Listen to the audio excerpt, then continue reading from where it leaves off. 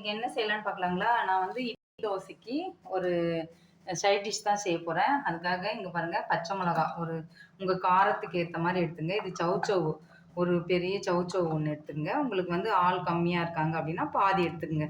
எனக்கு வந்து நாங்க 4 பேர் இருக்கிறோம். ஒரு சௌசௌ எடுத்து அப்புறம் வந்து இதுல சின்ன வெங்காயம் ஒரு சும்மா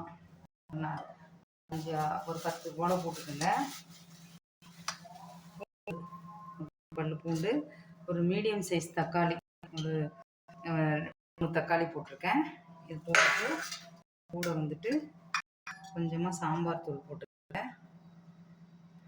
சாம்பார் தூள், உப்பு கொஞ்சம் போட்டுக்கோங்க. மஞ்சத்தூள் கொஞ்சம் போட்டுக்கலாம். மஞ்சத்தூள் போட்டுக்கோங்க. எல்லாத்தையும் போட்டு இது முடிஞ்ச அளவுக்கு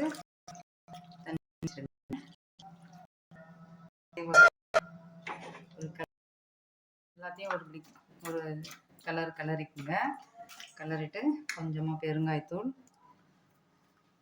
இது எல்லாத்தையும் போட்டு ஒரு 4 விசில் இல்லை 5 விசில் இது நல்லா வேக வச்சு எடுத்து இங்கே பாருங்கள் ஃப்ரெண்ட்ஸ், நமக்கு ஃப்ரெஷ்ஷாக போயிடுச்சு. இப்போ வந்து நான் ஒரு துண்டு இஞ்சி வந்து இதில் நம்ம வந்து ஊற வச்சு வச்சுருக்கேன். அதையும் இதில் சேர்த்துருங்க. சேர்த்துட்டு இஞ்சி சொல்லிட்டேன், புளி இது சேர்த்துருங்க. சேர்த்துட்டு இது கொஞ்சம் தண்ணி வடிகட்டிடலாம். நம்ம இப்போ வடிகட்டிட்டு நம்ம இதை கடைய போகிறோம்.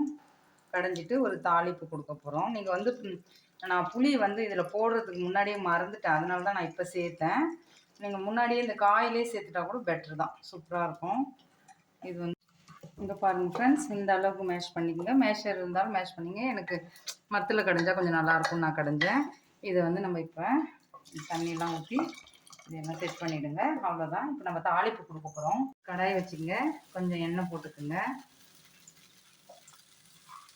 கடுகு கொஞ்சம் போட்டுக்கோங்க. ஜீரகம் நல்லா பொரியட்டும் நமக்கு. நான் ஏற்கனவே பெருங்காயம் போட்டிருக்கேன். இன்னும் கொஞ்சமாக எண்ணெய் போட்டுக்கோங்க. போட்டுட்டு இதை அப்படியே எடுத்து இதில் ஊற்றிடலாம்.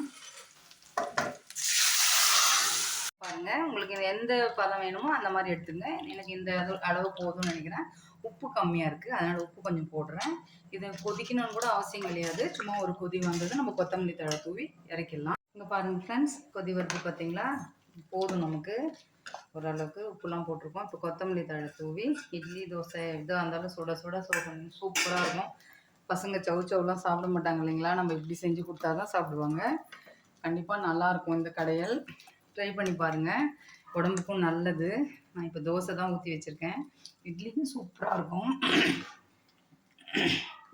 ட்ரை பண்ணி பாருங்கள் வீட்டில், எப்படி வந்ததுன்னு சொல்லுங்கள். செம்ம டேஸ்ட்டாக இருக்கும். சௌசௌ தக்காளி கடையை ரெடி ஆகிடுச்சு. எப்படி வந்ததுன்னு நீங்கள் வீட்டில் செஞ்சு பார்த்துட்டு சொல்லுங்கள். லைக் பண்ணுங்கள், ஷேர் பண்ணுங்கள், சப்ஸ்கிரைப் பண்ணுங்கள். நெக்ஸ்ட் வீடியோவில் பார்க்கலாம். Bye friends.